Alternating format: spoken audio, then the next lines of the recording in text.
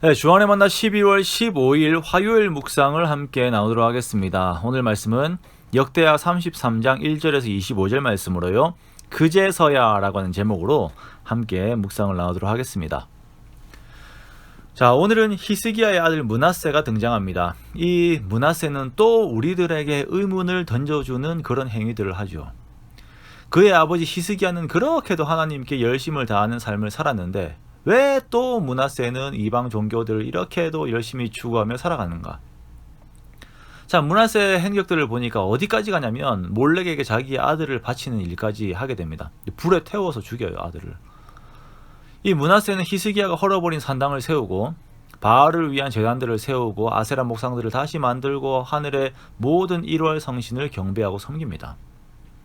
4절과 5절에서는 여호와의 전에 우상과 1월 성신을 위한 제단들을 쌓았다라고 하는데요.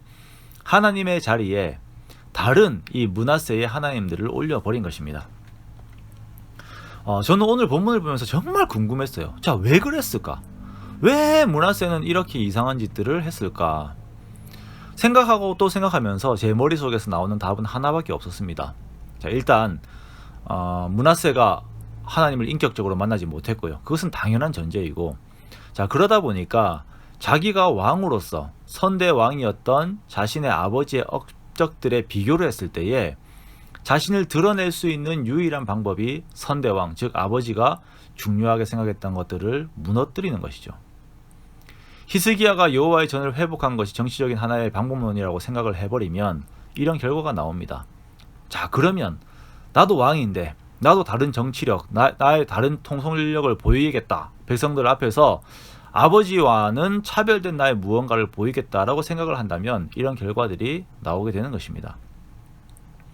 이스라엘의 왕이 하나님이 아니라 자기가 이스라엘의 왕이 되면 엉뚱한 자기의 업적들, 그것이 세상의 방법론과 세상의 죄라고 하더라도 그것이 앞에 내세워지게 되는 것입니다. 므낫세의 이러한 죄악에 대해 하나님께서 므낫세와 그의 백성들에게 계속 말씀하셨지만 듣지 않습니다. 그래서 결국 히스기야의 시대에 예언되었던 그 예언이 이루어지고 맙니다. 아수르 왕의 군대 지휘관들이 유다를 쳐서 므낫세도 사로잡고 바벨론으로 끌고 가지요. 자, 여기에서 보면 잠시 보면 왜 아수르 왕이 와서 이들을 아수르가 아닌 바벨론으로 끌고 갔는가? 무언가 이상하지 않나라고 생각을 하게 됩니다.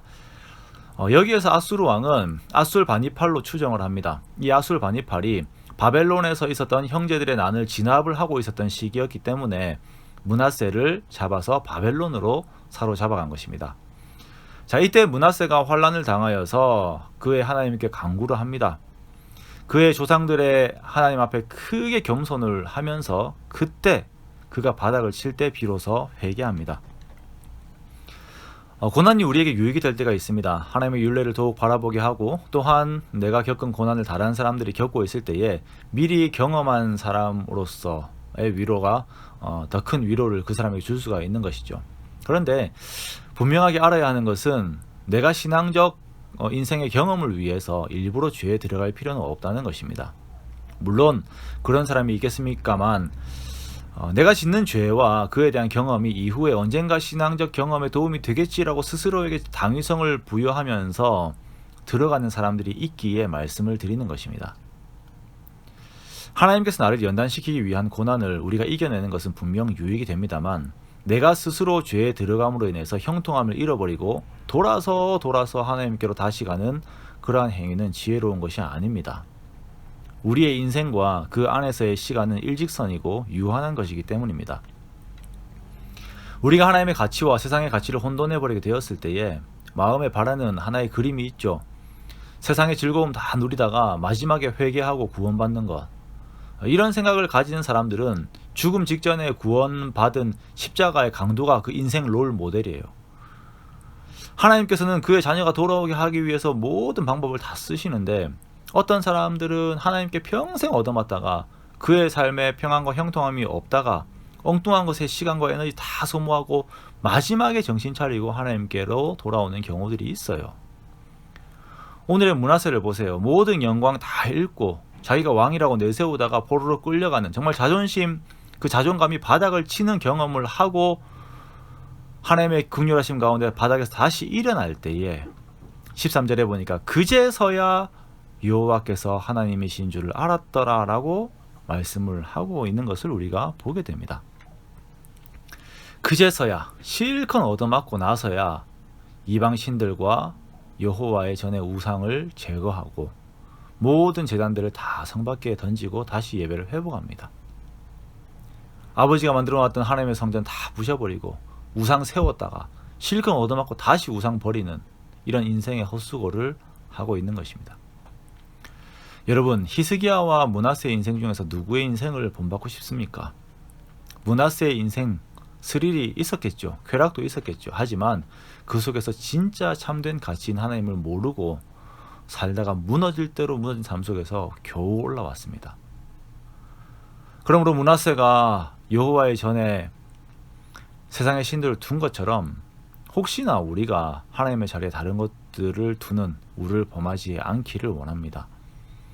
하나님과 다른 가치들을 비교하는 그런 죄를 범하지 않기 원합니다. 항상 우리와 함께 계시는 하나님의 존엄을 계속 기억하고 감사하며 하나님 앞에 충성되는 저와 여러분이 되시기 원합니다. 그리하여서 세상 앞에서 우리에게 구원을 주시고 힘을 주시는 하나님의 역사를 경험하고 하나님의 속성과 성품 안에서 평온을 누리고 그 하나님과 함께하는 천국에 대한 소망 속에서 매일을 생명력 있게 살아가는 우리가 되기 원합니다. 히스기야의 삶은 평생의 영적인 힘이 있었습니다. 그러한 하나님으로부터 오는 힘이 우리들 가운데 항상 함께 있기 원하며 또한 그런 영적 자산을 후대에 온전히 물려주는 저와 여러분의 복된 삶이 되시기를 주님의 이름으로 축원합니다.